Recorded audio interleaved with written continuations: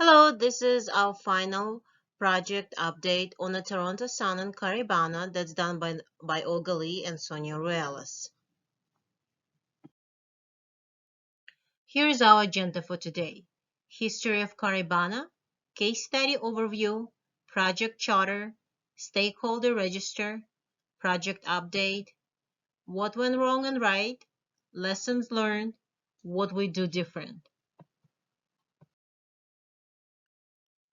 Caribana is the largest North American street festival that's held annually in Toronto, Canada. It brings over $400 million into the country's economy.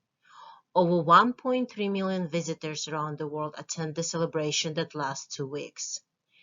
Immigrants from Caribbean introduced Canada with this festival that's enriched with diversity from all backgrounds.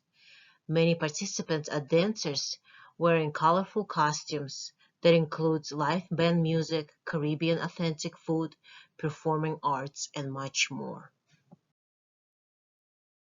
Scotiabank was the main sponsor of the Scotiabank Caribbean Carnival Toronto since 2011 to 2015. In 2019, the festival was renamed, and now it's called Toronto Caribbean Carnival. Case study overview.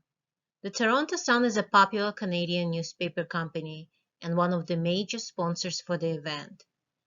The goal is to provide marketing exposure by creating a float and participate in a Caribbean festival. It has less than 8 weeks to complete and it's due by August 3rd, 2019. The budget is only $400.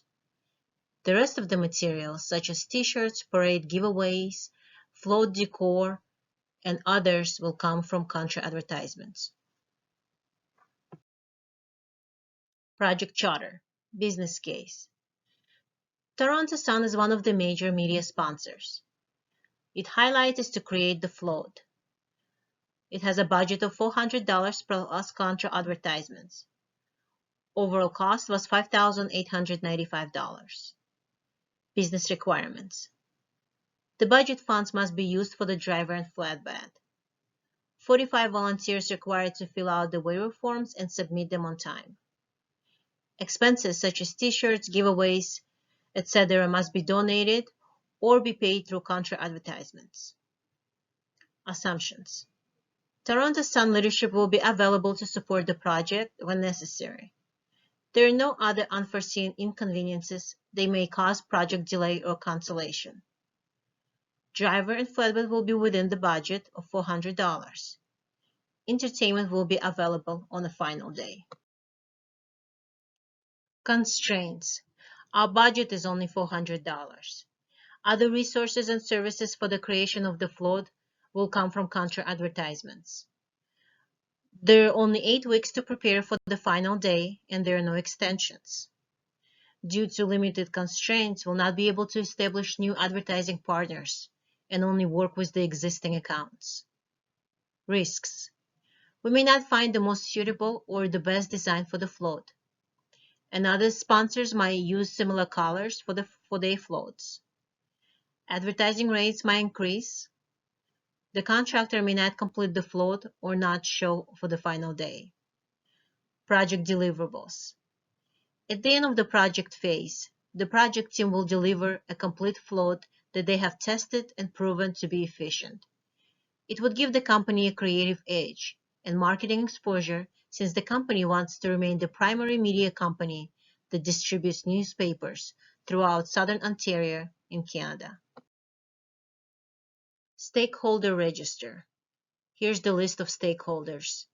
Samantha Morrison, Project Manager. Larissa Presso, Project Director. Mark Print, VP of Advertising. Festival Management Committee of Advertising. Design Department. HR Manager. Corporate Attorney. Radio DJ. Float Contractor. Float Driver. Volunteers. Bus Driver. City Hall Clerk. Real Estate Brokers. For the complete list of all the stakeholders, please see our stakeholder register. Project update. The following actions have begun. Toronto Sun team researched the history of the previous Caribana parades, met with design teams for the float and t-shirts, met with the Festival Management Committee to obtain the details of the parade, received a list of approved vendors from the advertising department, booked the contractor and radio DJ, requested for HR to prepare the forms and forward to legal department for review. Project sponsor has approved the design of the float. Toronto Sun obtained t-shirt sizes from the volunteers and forwarded to custom press. What went wrong? There was a limited availability of the project sponsor, a short window of obtaining waiver form approvals, and additional materials were needed for the float that were about the last minute.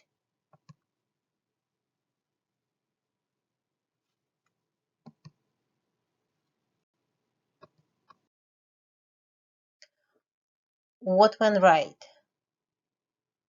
We stayed within the budget of $400. The project was on schedule and on time.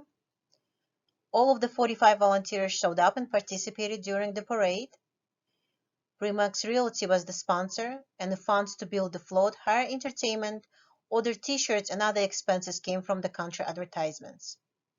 Besides the project sponsor, there was a good communication with the stakeholders.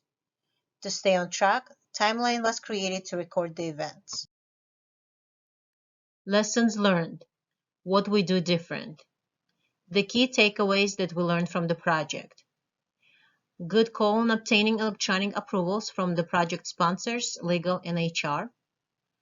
Volunteers signing waiver forms electronically using DocuSign was a big time saver. In the future, we can recycle some of the decorations from the previous parade, and at the end donate to be part of the other parades. We could ask employees to decorate the float due to the time constraints. It would have been helpful to create a timeline to keep track of the actions using Jira or Trello tools. Researching entertainment and hire a live performer instead of hiring radio DJ would be a plus. Create visual aid posters to help stakeholders visualize where we are in the process. For example, what needs to be done, doing, and done. This completes our presentation. Thank you for your time and attention.